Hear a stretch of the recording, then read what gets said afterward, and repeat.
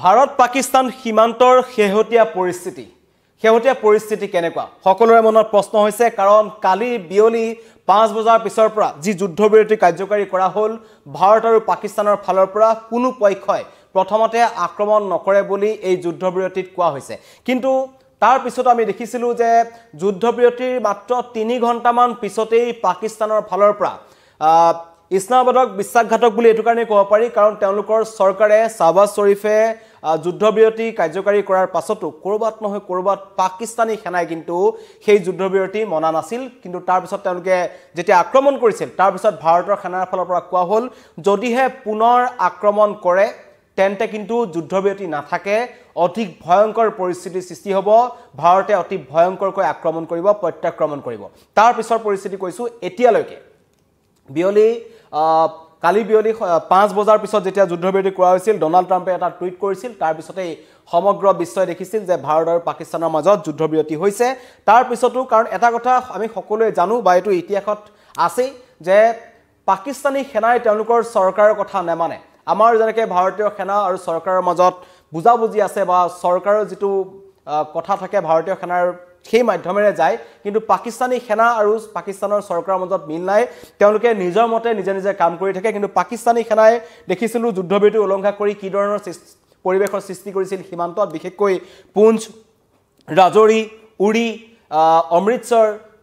হাৰিয়ানা এই অঞ্চলসমূহত তেওঁলোকে পঞ্জাবৰ আম্বালা এই অঞ্চলসমূহত তেওঁলোকে প্ৰচণ্ড গুলীবৰ্ষণ কৰিছিল মৰ্টাৰ আক্ৰমণ কৰিছিল য'ত অত্যন্ত দুৰ্ভাগ্যজনক কথা আমাৰ দেশৰ প্ৰায় 25 জনতকৈ অধিক লোকে প্ৰাণ হেৰুৱাব লগা হৈছিল আৰু সীমান্তত থকা বহু লোকে নিজৰ ঘৰ বাৰী হেৰুৱাব লগা হৈছিল গতিকে তাৰ প্ৰতি লক্ষ্য ৰাখি সীমান্তৰ ৰাইজক বিভিন্ন স্থানলৈ লৈ যোৱা হৈছিল বাংকাৰ মাজত তেওঁলোকক ৰখা হৈছিল আৰু নিৰাপদ স্থানলৈ তেওঁলোকক নিয়া হৈছিল কিন্তু এতিয়াৰ পৰিস্থিতি যদি ক'বলৈ যাওঁ ক'ব লাগিব যে কিছু শান্তিৰ পৰিস্থিতি ঘূৰি আহিছে দৃশ্যাংশ আহিছে আমাৰ ওচৰলৈ আমি আপোনালোকক দেখাব বিচাৰিছো এয়া হৈছে জম্মু কাশ্মীৰৰ উৰিৰ দৃশ্য আজি পুৱাৰ ভাগৰ দৃশ্য দেখুৱাইছো এই ধৰে কিছু স্বাভাৱিক জীৱন যাত্ৰা তাত আৰম্ভ হৈছে কমকৈ হলেও গাড়ী চলিছে যাতায়াত ব্যৱস্থা চলিছে স্বাভাৱিক জনজীৱন আৰম্ভ হৈছে দুইজন লোক ওলাই আহিছে কিন্তু যেহেতু হাই এলাৰ্ট জাৰি কৰা হৈছিল যিকোনো মুহূৰ্তত পাকিস্তানৰ ফালৰ পৰা আক্ৰমণৰ আশংকা আছিল এই সমূহ অঞ্চলত কম এতিয়াও ভিৰভাৰ যথেষ্ট কম কিন্তু পূৰ্বৰ দৰে কালিৰ পুৱাৰ দৰে যুদ্ধসদৃশ পৰিবেশ ইয়াত দেখিবলৈ পোৱা নাই গতিকে স্বাভাৱিক জীৱন যাত্ৰা ঘূৰি আহিছে বুলি ক'ব লাগিব সীমান্ত অঞ্চলসমূহত যদিহে পাকিস্তানে পুনৰ বিশ্বাসঘাতকতা নকৰে তেন্তে জম্মু কাশ্মীৰ পঞ্জাবৰ অমৃতসৰ হৈ গ'ল হাৰিয়ানা এই অঞ্চলসমূহত লাহে লাহে এটা স্বাভাৱিক জীৱন যাত্ৰা আৰম্ভ হ'বলৈ ধৰিছে এদৰে গাড়ীসমূহ ওলাই আহিছে পৰ্যটন জম্মু কাশ্মীৰৰ পৰ্যটন বিভাগটোৰ কথা যদি ক'বলৈ যাওঁ পৰ্যটন দিশটোৰ কাৰণে এটা অতি ডাঙৰ ক্ষতি বুলি ক'ব লাগিব পেহেলগামৰ সেই দুঃস্বপ্ন সেই ভয়ংকৰ ঘটনাটো পাহৰি নোযোৱালৈকে যে জম্মু কাশ্মীৰলৈ পুনৰ পৰ্যটক যাব হেতু সহজে মানি ল'ব নোৱাৰি মানুহ তালৈ যাবলৈ ভয় কৰিব এয়া পৰিস্থিতি কিছু খেৰেঙা জনবসতি দেখিবলৈ পোৱা গৈছে এয়া হৈছে আৰ্নিয়ালৈ যোৱা পথ গতিকে এই ধৰণৰ দৃশ্য দেখিবলৈ পোৱা গৈছে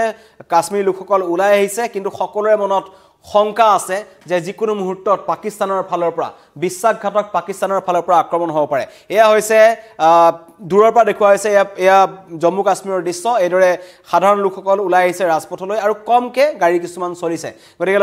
এয়া হৈছে শেহতীয়া পৰিস্থিতি আৰু ভাৰতৰ যি দমনীয় স্থিতিত পাকিস্তানে সেৱা মানিছে কাৰণ পাকিস্তানে যি ধৰণেৰে তেওঁলোকৰ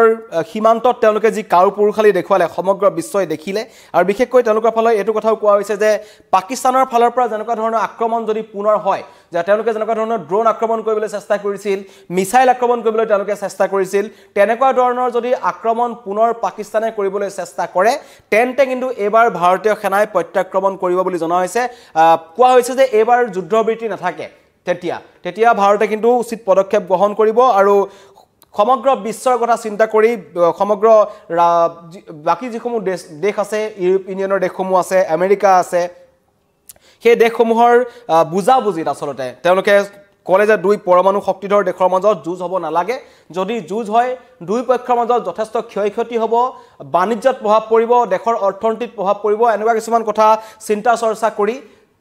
যুদ্ধবিৰতি কাৰ্যকাৰী কৰা হৈছে যদিহে তাতো পাকিস্তানে এনেকুৱা ধৰণৰ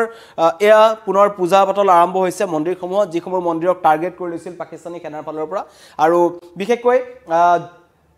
অমৃতসৰ পঞ্জাবৰ অমৃতসৰৰ বিদ্যুৎ সৰবৰাহ পুনৰ যোগান ধৰা হৈছে সেই অঞ্চলসমূহত বন্ধ কৰি দিয়া হৈছিল এয়া পঞ্জাবৰ অমৃতসৰৰ দৃশ্য অমৃতসৰ এক প্ৰকাৰ স্তব্ধ হৈ পৰিছিল জনজীৱন এতিয়া গুৰুদ্বাৰৰ সময়লৈ মানুহ ঘূৰি আহিছে তেওঁলোকৰ পূজা অৰ্চনা আৰম্ভ কৰিছে আৰু স্বাভাৱিক জীৱন যাত্ৰা হৈছে লগতে বিদ্যুৎ সৰবৰাহ দিয়া হৈছে কিন্তু ৰেড এলাৰ্ট এতিয়াও আছে এতিয়াও প্ৰশাসনৰ ফালৰ পৰা অমৃতসৰৰ ৰেড এলাৰ্ট আছে কোৱা হৈছে যে জনসাধাৰণক পৰাপক্ষত ঘৰৰ ভিতৰতে থাকিবলৈ কোৱা হৈছে দেওবাৰ দিনটোৰ কাৰণে আৰু লগতে কোৱা হৈছে প্ৰয়োজনত সাইৰেন বজোৱা হ'ব যিসমূহ আগতেও বজোৱা হৈছিল তেনেকুৱা ধৰণৰ সাইৰেন বজোৱা হ'ব যদিহে পাকিস্তানৰ ফালৰ পৰা আক্ৰমণৰ কথা আহে যদি তেনেকুৱা ধৰণৰ আক্ৰমণ ভাৰতে প্ৰতিহত কৰিবলৈ চেষ্টা কৰে সাধাৰণ ৰাইজ প্ৰথমতে তেওঁলোক নিজে সকলো ভালকৈ থাকিব লাগিব আৰু যদি তেওঁলোক যদি নিৰাপদ স্থানত থাকে তেন্তে ভাৰতীয় সেনাই প্ৰত্যাক্ৰমণ কৰিবলৈ সুবিধা হ'ব এইটো কথা কোৱা হৈছে কিন্তু সীমান্তৰ পৰিস্থিতি যদি কথা ক'বলৈ যাওঁ এই মুহূৰ্তত এটা ভাল খবৰ বুলি ক'ব লাগিব কাৰণ এতিয়া সীমান্তত কিছু স্বাভাৱিক জীৱন যাত্ৰা আমি দেখিবলৈ পাইছো কিন্তু যুদ্ধৰ পাছতো পাকিস্তানী সেনাৰ কাপুৰুষ পাকিস্তানৰ সেনাৰ যি কাণ্ড কাৰখানা হেতু পাকিস্তান চৰকাৰৰ স্বৰূপটো উদঙাই দিছে কাৰণ পাক সেনাৰ ওপৰত একেবাৰে নিয়ন্ত্ৰণ নাই প্ৰধানমন্ত্ৰী শাহবাজ শৰীফৰ চৰকাৰখনৰ যুদ্ধবিৰতিৰ পিছতেই পুনৰ গুলিচালনাৰ ড্ৰোন আক্ৰমণ কৰিছিল পাকিস্তানৰ ফালৰ পৰা তাৰ পিছতেই পাকিস্তানৰ কাণ্ডত খুব প্ৰকাশ কৰিছিল জম্মু কাশ্মীৰৰ মুখ্যমন্ত্ৰী উমৰ আব্দুল্লাহ লিখিছিল এয়া কেনেকুৱা ধৰণৰ যুদ্ধবিৰতি তেওঁ প্ৰশ্ন কৰিছিল আৰু এই পাক সেনাৰ গুলিত নিহত হ'ল বিএছএফৰ এজন উপপৰিদৰ্শক শহীদ হৈছে বিএছএফৰ এজন জোৱান যুদ্ধবিৰতিৰ পিছতো গতিকেলৈ এয়া হৈছে পাকিস্তানৰ চৰিত্ৰ গতিকেলৈ পাকিস্তানক কিমান বিশ্বাসত ল'ব পাৰি সেইটো এটা ডাঙৰ কথা বিশেষকৈ পাকিস্তানৰ আৰ্মিক পাকিস্তানী সেনাক যি সেনাই সন্ত্ৰাসবাদীৰ সৈতে তেওঁলোকৰ উঠা বহা সন্ত্ৰাসবাদীৰ সৈতে তেওঁলোকে ব্লুপ্ৰিণ্ট ৰচনা কৰে সন্ত্ৰাসবাদীৰ সৈতে তেওঁলোকে পেহেলগাম উৰি পুলৱামা আদিৰ দৰে আক্ৰমণৰ ব্লুপ্ৰিণ্ট ৰচনা কৰে তেওঁলোকে সন্ত্ৰাসবাদীক থাকিবলৈ জেগা দিয়ে এনেকুৱা ধৰণৰ বহু তথ্য ভাৰতৰ ওচৰত আছে পাকিস্তানী সেনাৰ বিৰুদ্ধে গতিকেলৈ সেই পাকিস্তানী সেনাক বিশ্বাসত ল'ব নোৱাৰি কিন্তু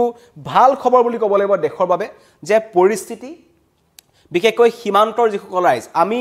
অসমত আছো বা আমি যিসমূহ এইটো অঞ্চলে আমি যিসকল লোক আছো পাকিস্তান বৰ্ডাৰৰ লগত যিসকল আমি সংলগ্ন নহয় আমি বহুত এটা ভাল পৰিস্থিতিত এতিয়ালৈকে আছো কিন্তু জম্মু কাশ্মীৰ পঞ্জাব হাৰিয়ানা ৰাজস্থান গুজৰাট এই অঞ্চলসমূহৰ সীমান্তত থকা ৰাইজৰ দুৰ্দশা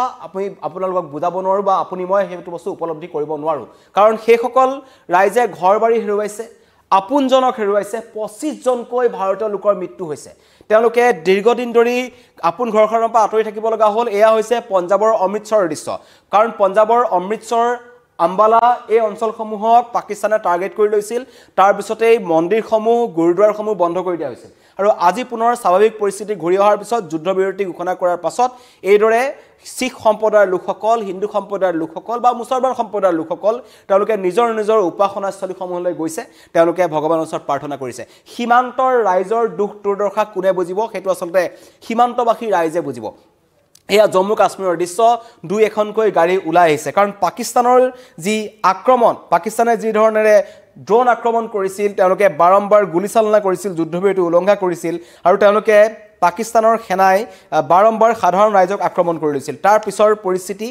ভাৰতৰ সেনাৰ ফালৰ পৰা কোৱা হ'ল যদিহে পুনৰ পাকিস্তানী সেনাই যুদ্ধবিৰতি উলংঘা কৰে ভাৰতৰ সাধাৰণ লোকক আক্ৰমণ কৰে তেন্তে কিন্তু পৰিস্থিতি অধিক ভয়ংকৰ হ'ব বিশেষকৈ উৰি পুঞ্চ ৰাজৌৰি এই অঞ্চলসমূহত জম্মু কাশ্মীৰৰ এই অঞ্চলসমূহত সান্ধ্য আইন লগতে ৰেড এলাৰ্ট জাৰি কৰা হৈছিল সাইৰেনৰ শব্দ শুনিবলৈ পোৱা হৈছিল আৰু এতিয়াও কোৱা হৈছে যে যদিহে সাইৰেন বাজে তেন্তে কিন্তু পুনৰ ৰাইজ নিৰাপদ স্থানলৈ যাওক কাৰণ পাকিস্তানৰ ওপৰত বিশ্বাস কৰিব নোৱাৰি পাকিস্তান এখন বিশ্বাসঘাতক দেশ সেইখন দেশে যিকোনো মুহূৰ্ততে নিৰীহ জনতাক টাৰ্গেট কৰি ল'ব পাৰে কাৰণ পাকিস্তানী সেনাৰ চৰিত্ৰ আমি দেখিলো যিদৰে সন্ত্ৰাসবাদীসকলে হিন্দু লোকসকলক বিচাৰি আক্ৰমণ কৰিছিল বিচাৰি তেওঁলোকে হত্যা কৰিছিল 26 জনক যিধৰণে হত্যা কৰিলে পেহেলগামত 22 তাৰিখৰ দিনটোত আৰু সেই তাৰ পিছত পৰিস্থিতি আমি যেনে দেখিলো পাকিস্তানী সেনাই উৰিৰ লাগামাত থকা যিখন গাঁও আছে হিন্দু গাঁও সেই গাঁওখনত তেওঁলোকে আক্ৰমণ কৰিলে য'ত এগৰাকী মহিলাৰ প্ৰাণ গ'ল লগতে 5 জনতকৈ অধিক লোকে আহত হৈছিল তেওঁলোক এতিয়াও চিকিৎসালয়ত আছে আৰু হিন্দু লোকৰ যিসমূহ ব্যৱসায়িক প্ৰতিষ্ঠান আছিল সেই ব্যৱসায়িক প্ৰতিষ্ঠানসমূহক তেওঁলোকে টাৰ্গেট কৰি ল'লে গতিকে পাকিস্তানী সেনাৰ চৰিত্ৰ নতুনকৈ কোৱাৰ প্ৰয়োজন নাই কিন্তু এতিয়া যুদ্ধবিৰতিৰ বাবে পাকিস্তানে প্ৰথমতে আক্ৰমণ নকৰে বুলি কৈছে ভাৰতে প্ৰথমতে আক্ৰমণ নকৰে বুলি কৈছে কিন্তু পাকিস্তানৰ সেনাই কালি যুদ্ধবিৰতি ঘোষণা কৰাৰ 3 ঘণ্টাৰ পাছতেই কিন্তু আক্ৰমণৰ চেষ্টা কৰিছিল আৰু তাৰ প্ৰতি লক্ষ্য ৰাখি ভাৰত সষ্টম হৈ আছে কাৰণ এবাৰ সাপে কামুৰিলে কেঁচুলৈকৈ ভয় বুলি কোৱা হয় গতিকে সেইটোৱে কথা পাকিস্তানৰ ওপৰত পুনৰ বিশ্বাস কৰিব নোৱাৰি যিখন দেশে সন্ত্ৰাসবাদীক লালন পালন দিয়ে যিখন দেশে সন্ত্ৰাসবাদীক আশ্ৰয় দিয়ে যিখন দেশৰ ফালৰ পৰা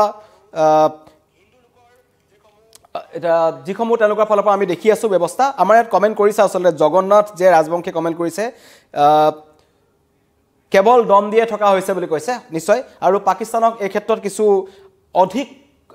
আক্ৰমণ কৰাৰ কবাত পোষকতা একাংশ লোকে কৰিছে জিতেন মণ্ডল লিখিছে খাপক বিশ্বাস কৰিব পাৰি কিন্তু ইছলামাবাদক নোৱাৰি তেওঁ লিখিছে হয় পাকিস্তানক বিশ্বাস কৰিব নোৱাৰি যিকোনো মুহূৰ্তত তেওঁলোকে আক্ৰমণ কৰিব পাৰে আৰু তেওঁলোকৰ আক্ৰমণৰ যিটো ধৰণ আমি দেখিছো সাধাৰণ লোকক আক্ৰমণ কৰে তেওঁলোকে সাধাৰণ ৰাইজক তেওঁলোকে আক্ৰমণৰ লক্ষ্য কৰি লয় যিটো অত্যন্ত দুখৰ খবৰ যিসকল আমাৰ লগত নতুনকৈ জড়িত হৈছে তেওঁলোকক জনাইছো যেহেতু আমি প্ৰতিটো মুহূৰ্তৰ খবৰ আপোনালোকলৈ আনি আছিলো আজি সীমান্তৰ পৰিস্থিতি কিছু সুকিয়া যেদৰে আমি কালি দেখুৱাইছিলো তাত মৰ্টাৰ আক্ৰমণ হৈছিল গুলি বৰ্ষণ হৈছিল কালি যুদ্ধবিৰতিৰ পিছত বৰ্তমানলৈকে ভাল খবৰ বুলি ক'ব লাগিব এই ধৰণেৰে জম্মু কাশ্মীৰত কিছু স্বাভাৱিক জীৱন যাত্ৰা ঘূৰি আহিছে এয়া জম্মু কাশ্মীৰৰ উৰিৰ দৃশ্য এটো এতিয়া এই ধৰণে 2-4 জন লোক খুসকাহি গৈ আছে কিন্তু মানুহৰ মনত শংকা আছে পাকিস্তানৰ ওপৰত কাৰো বিশ্বাস নাই কিন্তু যাতে এই যি যুদ্ধবিৰতি আছে এই যুদ্ধবিৰতিৰ সময়ত যদি পাকিস্তানে পুনৰ সেই নীতি নিয়ম উলংঘা কৰি ভাৰতক যদি আক্ৰমণৰ লক্ষ্য কৰি লয় তেন্তে কিন্তু এইবাৰ ভাৰতীয় সেনাই হকিয়াই দিছে কিন্তু এইবাৰ ভাৰতে অধিক ভয়ংকৰ প্ৰত্যাক্ৰমণ কৰিব যি প্ৰত্যাক্ৰমণত পাকিস্তানে হাহাকাৰ কৰিবলগীয়া হ'ব ইতিমধ্যে আমি দেখিছো ভাৰতৰ সেনাৰ কেৱল ড্ৰোন আক্ৰমণতে অপাৰেশন সিন্ধুৰ যেতিয়া ভাৰতে ঘোষণা কৰিলে তাৰ পিছত যেতিয়া ভাৰতে ড্ৰোন আক্ৰমণ কৰিলে সেই ড্ৰোন আক্ৰমণৰ সময়তে পাকিস্তানৰ থৰকা চুটি হেৰাইছে তেওঁলোকে গৈ আমেৰিকাৰ ভৰিত পৰিব লগা হ'ল তুৰস্কৰ ভৰিত পৰিছে চীনৰ লগত তেওঁলোক লাগি আছে গতিকে এই সমূহ কৰি জেনটেন তেওঁলোকে নিজৰ দেশখন বচাবলৈ চেষ্টা কৰিছে সেৱা শ্বৰীফৰ কথা কম লগতে তেওঁলোকৰ যি পাকিস্তানী সেনা আছে সেই পাকিস্তানী সেনাৰ ফালৰ পৰা আমি দেখিছো তেওঁলোকে কিদৰে কাপুৰুষৰ দৰে আহি সাধাৰণ ৰাইজক টাৰ্গেট কৰিছে আৰু সেই কথা নতুনকৈ কোৱাৰ প্ৰয়োজন নাই গতিকে পাকিস্তানী সেনাৰ চৰিত্ৰ পাকিস্তান দেশখনৰ চৰিত্ৰ সকলোৱে দেখিছে সমগ্ৰ বিশ্বই দেখিছে গতিকে এতিয়া সময় সকলোৱে বিচাৰিছে শান্তি আসলতে বিশেষকৈ আমি কৈছো মই ইতিমধ্যে কৈছো আপুনি মই হয়তো বুজি পোৱা নাই যে সীমান্তবাসী ৰাইজৰ ওপৰত কেনেকুৱা ধৰণৰ এটা পৰিস্থিতিৰ সৃষ্টি হৈছে তাৰ প্ৰতি লক্ষ্য ৰাখি সকলোৱে বিচাৰিছে যে শান্তি ঘূৰি আহক আৰু আমিও বিচাৰিছো শান্তি ঘূৰি আহক এতিয়া জম্মু কাশ্মীৰত এদৰে পৰ্যটকৰ কিছুমান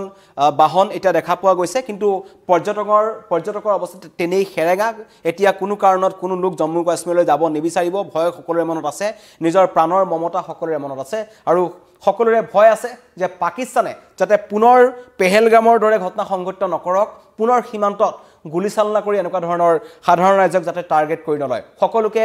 সজাগ হৈ থাকিবলৈ কোৱা হৈছে ৰেড এলাৰ্ট জাৰি কৰা হৈছে কোৱা হৈছে যদিহে সাইৰেন বাজে তেন্তে কিন্তু পুনৰ আগৰ দৰে তেওঁলোকে নিৰাপদ স্থানলৈ ঢাপলি মলিব লাগিব ধন্যবাদ